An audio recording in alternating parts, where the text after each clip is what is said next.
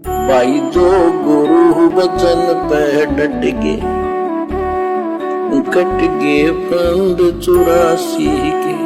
सतगुरु रामपाल जी की पुस्तकें पढ़ने के बाद उनको ये सारी बातें समझ में आने लगी। उस अल्लाह ताला के नाम से जो सबसे बड़ा है और वह अपने बंदे के गुनाहों को माफ करने वाला है। सूरत फुरकानी 25 आयत नंबर 52 से 59 में कबीर परमात्मा को बड़ा बोला गया है। जो सूरत फुरकान 25 आयत नंबर 52 से 58 कुछ ही समय पहले आपको कुरान मस्जिद में दिखाई गई, कुरान शरीफ में दिखाई गई, उनके बारे में वहां पर कबीर को बड़ा भगवान बताया गया है।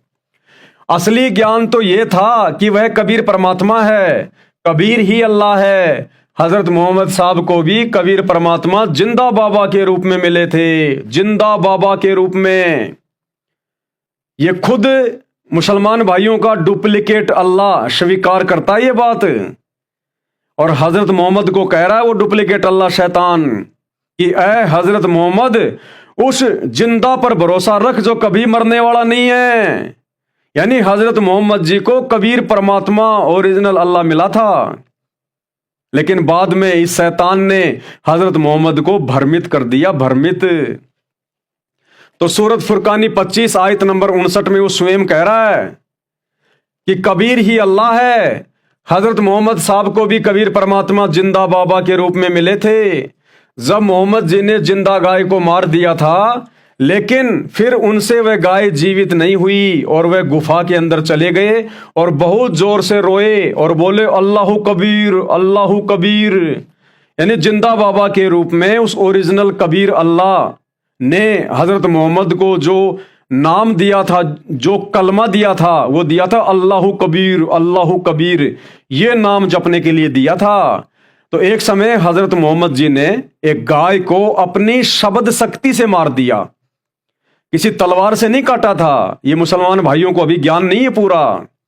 ये आप सतगुरु रामपाल जी के सत्संग सुनेंगे तब आपको पता चलेगी ये पूरी राम कहानी। हजरत मोहम्मद जी ने एक समय गाय को अपनी वचन शक्ति से मार दिया, क्योंकि उससे पहले एक समय हजरत मोहम्मद जी ने एक बकरे को अपनी वचन शक्ति से मार दिया और उसको जीवित भी कर दिया। अब जिन जिन लोगों ने ये देखा उन्होंने समाज में डंका पीट दिया कि हमारे हजरत मोहम्मद जी में इतनी पावर है, इतनी शक्ति है, इतनी ताकत है। उन्होंने बकरे को मार दिया अपने वचन से और जिंदा कर दिया। तो ये बात अन्य लोगों को पसंद नहीं आई जो उस समय हजरत मोहम्मद जी के विरोध में थे। उन्होंने कहा कि यदि ऐसी बात है तो हमारे सामने गाय को मारे और फिर जिंदा करे, तब मानेंगे हम कि इसमें कोई शक्ति है, ये कोई पैगंबर है। तो हजरत मोहम्मद जी ने अपने वचन से, ना कि तलवार से, ना कि किसी हथियार से, अपने वचन से एक गाय को मार दिया। और दोबारा जब उसको जिंदा करने लगे तो उनके अंदर वचन शक्ति नहीं रही। उन्होंने सारी कोशिश कर ली, अपनी नमाज भी पढ़ ली, सब कुछ कर लिया, डुप्लीकेट अल्लाह को भी याद कर लिया, सारे काम कर लिए, नहीं जिंदा हुए। अंत में देखा भैया ये तो बात बिगड़ गई, बेइज्जती हो जाएगी। फिर हजरत मोहम्मद जी गुफा के अंदर जाकर और जिंदा बाबा के रूप में ओरिजिनल कबीर अल्लाह ने आकर उनको जो मंत्र दिया था अल्लाहु कबीर, और कहा था कि ऐ मोहम्मद अगर तेरे ऊपर कभी आपत्ति आए तो तू मुझे इस मंत्र के जाप से पुकारना, मैं तुरंत हाजिर हो जाऊंगा। तो हजरत मोहम्मद ने फिर दुखी होकर अंत में उसी मंत्र का जाप किया, उस जिंदा बाबा को, उस मुर्शिद को याद किया जो ओरिजिनल अल्लाह हजरत मोहम्मद को मिला था, कबीर भगवान। जब गुफा में जाके अल्लाहु कबीर, अल्लाहु अकबर करने लगा, तब वो परमात्मा सूक्ष्म रूप में प्रकट हुआ, केवल हजरत मोहम्मद को दिखाई दे रहा था, किसी और को नहीं। और कहा कि ऐ हजरत मोहम्मद अब इस गाय को मैं जीवित करूंगा, जिंदा करूंगा, अन्यथा लोगों का भक्ति से और भगवान से विश्वास उठ जाएगा। तो सूक्ष्म रूप में केवल हजरत मोहम्मद जी को दिखाई दे रहे थे कबीर परमात्मा, और उन्होंने अपने वचन से उस गाय को जिंदा कर दिया। अब लोगों को लगा कि हजरत मोहम्मद ने जिंदा कर दिया, क्योंकि परमात्मा ने कहा था कि जिंदा मैं करूंगा, लेकिन लोगों के नजरों में जिंदा करते हुए तुम दिखाई दोगे। तो इस प्रकार से भाई और बहनों हजरत मोहम्मद जी ने उस गाय को अपनी वचन शक्ति से मार तो दिया था, लेकिन वो जिंदा हुई नहीं। फिर उस अल्लाहु कबीर से अर्ज की, अल्लाहु अकबर, अल्लाहु कबीर। वो है वो अल्लाहु कबीर, अल्लाहु अकबर जो मुसलमान भाई बहन ये अपनी नमाज में जिसका नाम लेते हैं, जो सूरत फुरकानी 25 आयत नंबर 52 से 58 में लिखा हुआ है, वो डुप्लीकेट अल्लाह, वो शैतान हजरत मोहम्मद को कह रहा है कि वो बड़ा कबीर भगवान है जिसने 7 दिन में पूरी दुनिया बनाई, 7वें दिन तख्त पे जा बैठा, वो है कबीर भगवान। अब मुसलमानों ने उस कबीर का अर्थ, जो कि कुरान शरीफ में साफ साफ लिखा हुआ है अरबी भाषा में, उस कबीर का अर्थ कर दिया बड़ा भगवान। तो फिर उस कबीर परमात्मा ने आकर उस गाय को जीवित किया। जब मोहम्मद जी ने जिंदा गाय को मार दिया था, लेकिन फिर उनसे वह गाय जीवित नहीं हुई और वह गुफा के अंदर चले गए और बहुत जोर जोर से रोए और बोले अल्लाहु कबीर, अल्लाहु कबीर। फिर परमात्मा अल्लाह सूक्ष्म रूप बनाकर वहां आए और उन्होंने कहा कि जा हजरत, तेरी गाय जीवित कर दी है। और उस दिन से मोहम्मद साहब की महिमा बनी। जिस दिन गाय को काटा गया था उस दिन को इन मुसलमान भाइयों ने लिख लिया और उसी दिन से ये जीव हत्या की परंपरा चल पड़ी। अब भाइयों और बहनों, हजरत मोहम्मद जी ने उस गाय को खाने के मकसद से नहीं काटा था, केवल अपनी शक्ति का प्रदर्शन करने के हिसाब से काटा था। और वो भी उन्होंने किसी हथियार से नहीं काटा, अपने वचन से गाय को मारा था। वचन से मारा जिसमें गाय को कोई दर्द नहीं हुआ, कोई पीड़ा नहीं हुई, और अपने वचन से उसको जिंदा भी कर दिया था। अब हजरत मोहम्मद जी के शरीर छोड़ने के 200, 300, 400 साल बाद आगे चलकर मुसलमानों ने शैतान की प्रेरणा से, काल की प्रेरणा से मीटिंग करी और कहा कि भाई हमारे हजरत मोहम्मद जी ने जिस दिन उस गाय को काटा था, क्यों ना हम उस दिन को मनाना शुरू कर दें। ये काल की प्रेरणा से उन लोगों के अंदर विचार उत्पन्न हुए। सभी ने हाँ कर दी, हाँ भाई ठीक है, कम से कम इस बहाने हमारे को वो दिन तो याद रहेगा। और मुसलमानों ने उस दिन, जिस दिन हजरत मोहम्मद जी ने अपने वचन से गाय को मारा था, उस दिन को बनाए रखने के लिए, उस दिन की यादगार को बनाए रखने के लिए मुसलमानों ने आगे 400-500 साल बाद जाकर उस दिन को गाय काटनी शुरू कर दी। एक गाय काट देते, जगह जगह जहां भी उनके ये डेरे बने हुए थे, जहां जहां भी उनकी अपनी संस्था बनी हुई थी, वहां वहां के लोग उस दिन गाय को काटते, लेकिन वो गाय को खाते नहीं थे, वो मांस को खाते नहीं थे। उस समय तक भी किसी भी जानवर के मांस को खाना हराम माना जाता था। वो केवल उस दिन की याद को बनाए रखने के लिए वो गाय मारते थे और उसको जंगल में फेंक देते थे, दूसरे जानवर खा लेते थे। मुसलमान उस समय मांस नहीं खाते थे, कोई छूता भी नहीं था। आगे चलकर क्या हुआ, इस काल ने तो अड़ंगा करवाना था, इस शैतान ने तो, इस डुप्लीकेट अल्लाह ने तो हमारे कर्म बिगड़वाने हैं। एक समय क्या हुआ, अकाल पड़ गया भयंकर, और उस समय उनका वो दिन आ गया जिस दिन की यादगार को बनाए रखने के लिए मुसलमान गाय को काटा करते थे। और उन्होंने गाय को काटकर ऐसे हजारों जगह, जहां जहां उनकी संस्था थी, हजारों जगह हजारों गायों को काटकर उन्होंने जंगल में फेंक दिया। अब अकाल पड़ा हुआ था, लोगों को खाने को दाने भी नहीं मिल रहे थे, तो कुछ मुसलमानों ने भूखे मरते अपनी जान बचाने के लिए और उस गाय के मांस को पका के खा लिया। दूसरे लोगों ने देखा तो पूरे समाज में यह बात फैला दी कि भैया इन लोगों ने तो ऐसा जुल्म कर दिया, इन्होंने तो गाय का मांस खा लिया। अब मुसलमान धर्म के बड़े बड़े लोगों के पास जब ये बातें पहुंची तो उन्होंने देखा कि भाई इस प्रकार से तो बातें बिगड़ जाएगी, अब हम सजा दें तो हम दें कितनों को, किसी एक ने खाया हो तो सजा दे दें, ये तो हजारों लोगों ने मांस खा लिया क्योंकि भूखे मर रहे थे, अकाल पड़ा हुआ था। जहां जहां भी गायें काट कर डाली गई सभी लोगों ने उठा उठा के पका पका के खा लिया। अब हजारों लोगों को कैसे फांसी की सजा दें, कैसे मौत के घाट उतारें। तो अंत में उन धर्म के ठेकेदारों ने शैतान की प्रेरणा से, काल की प्रेरणा से ये फरमान जारी कर दिया कि भैया इस गाय को हमने कलमा पढ़ के काटा था, जिस कारण से ये प्रसाद बन गया, शबाब बन गया, अब इसको खाने से कोई पाप नहीं लगता।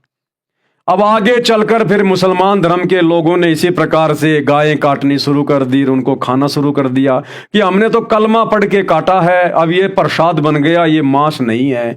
इस प्रकार से ये आग मुसलमान धर्म में शैतान की प्रेरणा से, डुप्लीकेट अल्लाह की प्रेरणा से ये बिजली मुसलमान समाज में गिर गई। और उसके बाद गाय तो छोड़ो, इन्होंने गधे, ऊंट, बकरे, कुत्ते, किसी को नहीं छोड़ा। तो ये छोटा सा सत्संग गुरुदेव भगवान अल्लाह अकबर के मुख कमल से परमात्मा ने कहा। क्या हुआ कि जब हजरत मोहम्मद जी ने वह गाय मार दी वतन तय, पर जीवित ना हुई, अपने सारे कलमे पढ़ लिए उसने, तब कहते हैं मुझे याद किया कि हे जिंदा रूप वो परमात्मा, मेरी मदद करो, मेरी इज्जत रखो। कहते हैं हम शब्द स्वरूपी बेग गया रे, तुरंत पहुंच गए हम, और मुई गऊ हम तत्काल जवाई। अब परमात्मा शब्द स्वरूपी यानी अपने सह शरीर आते हैं, लेकिन वो शरीर अन्य को दिखाई नहीं दे रहा। हजरत मोहम्मद को दिखाई दे रहे थे, वो महात्मा आ गया मेरे पास जो मुझे ऊपर लेकर गया था। और तब परमात्मा ने कहा कि रुक जा, मैं जीवित करता हूं। परमात्मा ने थपकी मारी, वो जीवित, गाय जीवित होगी। लेकिन वो हजरत मोहम्मद को दिख रहे थे। हजरत मोहम्मद को परमात्मा ने कह दिया था कि ये लोग समझेंगे कि तूने ही जीवित कर दी है, मैं इनको दिखाई नहीं दे रहा हूं। तब परमात्मा, उसके बाद हजरत मोहम्मद जी की वाह वाह होगी, और उनके अनुयायियों ने कहा कि देख लो भाई विरोधियों, हमारे नबी पूर्ण नबी हैं। अब उसके कुछ हजरत मोहम्मद जी के जीव यानी शरीर प्राण त्याग जाने के उपरांत कई वर्षों, 400-500 वर्ष के बाद तक, कुछ दिनों के बाद कुछ मुसलमान लोगों ने इकट्ठा होकर के एक स्कीम बनाई कि भी हमारे हजरत मोहम्मद जी ने जिस दिन गाय मार कर जीवित की थी, उस दिन को मनाया करेंगे।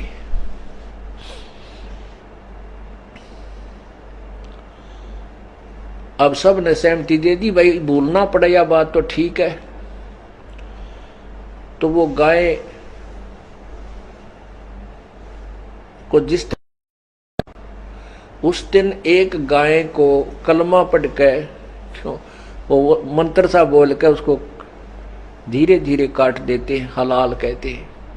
लेकिन मांस नहीं खाते थे वो क्या करते थे, उस गाय को जंगल में डाल देते थे मार के, और वहां पशु पक्षी खा लेते थे। तो वो नहीं खाते थे, मुसलमान नहीं खाते थे मांस, कहते हम नहीं छुएंगे इसको।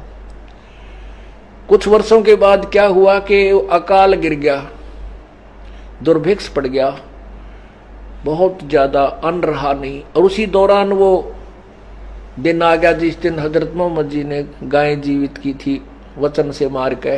तो उन्होंने उस गाय को हलाल करके और जंगल में डाल दिया। उसमें भूख मरी चल रही थी। किसी मुसलमानों ने, कुछ मुसलमानों ने वो मांस गाय का पका के खा लिया। अन्य मुसलमानों को पता लग गया, उन्होंने बहुत घोर विरोध किया कि इन्होंने धर्म बिगाड़ दिया, इन्होंने मांस खा लिया, ये अपराधी है, इनको सजा दी जाए। ऐसी ऐसी घटना कई जगह पर घट गई। उन व्यक्तियों को पकड़ दिया गया धार्मिक लोगों द्वारा, और उसमें एक कमेटी बन चुकी थी जगह जगह पर कि वो फैसला करेंगे इनको क्या सजा दी जाए। तो उस कमेटी के पास हजारों की संख्या में ऐसे व्यक्तियों की रिपोर्ट आएगी। उन्होंने फिर के स्कीम बनाई, भाई इनको कैसे सजा दें, ये तो ठीक नहीं बात रही। उन्होंने क्या स्कीम बनाई कि इनको कह दो कि कलमा पढ़ने से वो गाय का मांस पवित्र हो गया था, प्रसाद बन गया था, उसके खाने से इनको अपराध नहीं लगा।